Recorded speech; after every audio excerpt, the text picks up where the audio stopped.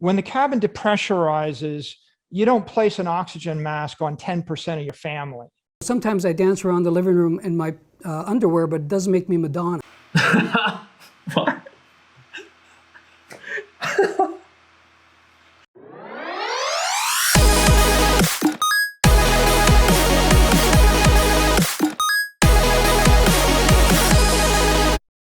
Everybody, welcome to Kenneth Cannot. My name is Kenneth and I'm an entrepreneur who likes to talk about investing and business. So if you want more videos on how to make you a better entrepreneur and a smart investor, make sure you click that subscribe button and smash that notification bell.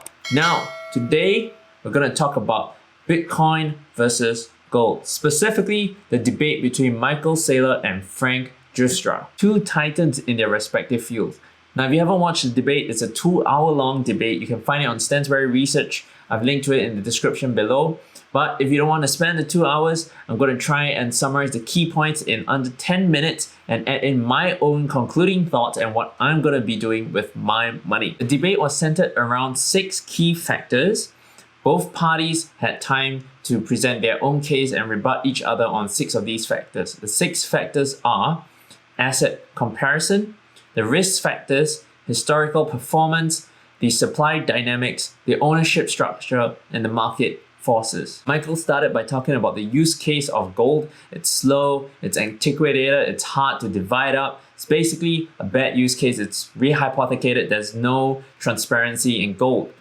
Bitcoin, on the other hand, it's a new technology. It's fast, it's good, it's easy to transfer it. It's fungible, portable, everything you expect out of good money. That is his base case on the asset comparison. Frank's rebuttal is that Bitcoin is still speculative, it's not proven, it's not reached the stage where it's been adopted by the whole world yet, so there's still a speculative element to it. It hasn't been time tested, it hasn't been proven. Physical gold, on the other hand, is eternal, is time tested, and it's proven itself to be a crisis hedge. Notice I don't say inflation hedge, it's a crisis hedge. In times of crisis, when there's war, gold always performs well. Bitcoin, on the other hand, is more of a risk-on kind of asset. You can see in the March crash in 2020, Bitcoin actually went down a lot more than gold. When gold recovered really quickly, and Bitcoin still stayed down for quite a long time before it finally recovered, but it recovered along with general equities, which means it's more of a risk-on asset. Now, Frank also talks about how gold cannot go to zero because central banks will not allow it. It's basically their reserve asset, so they're shooting themselves in the foot if it lets gold drop to zero. On the other hand, Bitcoin can go to zero. And Frank's point is, if Bitcoin becomes really large, if the asset value grows and subsumes other assets like gold, like bonds and treasuries, whether you like it or not, it will become a threat to the US dollar. It will become a target of the governments if it becomes too big, right? And the governments will take it down because anything that threatens the US dollar as its reserve currency status, you can be sure the government's not going to like that and it's going to fight against it. History has shown that they'll go to extreme lengths to do this time and time and time again. A handful of supportive politicians is not going to help it because those handful of politicians don't write the law. It's a whole Congress, right? Everyone votes in and the majority of politicians are against it, especially the people at the top. Those are some of the risk factors pointed out by Frank, but Michael has gone on to rebut that Bitcoin is not in a currency war, it's an asset war. It's an asset, not a currency. It's not trying to replace the dollar as a currency. So what Frank is saying is not going to come to fruition, which I don't agree because whether you like it or not, if it becomes big enough, Bitcoin will still threaten the US dollar. It's not about what you want it to be or what you perceive it to be. It will threaten the US dollar as a currency. There's no doubt about it. Gold, on the other hand, according to Michael, invites violence, which I totally agree. There's been multiple wars over time, over history, where people have waged war against each other just to seize each other's gold, right? So there's a lot of violence when it comes to gold. They talk about how there's no counterparty risk, but people who are in desperate times, in times of crisis, they will fight each other just to take their gold. But which, to Frank's point, it also proves that that means that gold does have value. Okay, back to Michael. His point is that crypto prevents this because it doesn't matter what war you wage, if I don't give you the 12 words in my head, you're never gonna get my Bitcoin. So Bitcoin actually avoids the violence and it actually promotes negotiation, more peaceful tactics, and less rehypothecation because there's more transparency. Michael then goes on to cherry pick some data to sell on Bitcoin, but any financial advisor, if you talk to them, they will tell you, they will always state past performance does not indicate future performance. So all these talk about how it's performed in the past, really it's irrelevant. Okay, it doesn't mean that Bitcoin will continue to grow at the rate that it has been. And there are many ways to paint a good and bad picture of Bitcoin, and you can do the same for gold. Cherry picking the data just to sell to people who are less aware, not a good strategy, all right? Then they go on to talk about the supply dynamics. Michael points out that the supply dynamics of Bitcoin are much stronger and superior to gold. This I agree because Bitcoin is hard capped at 21 million.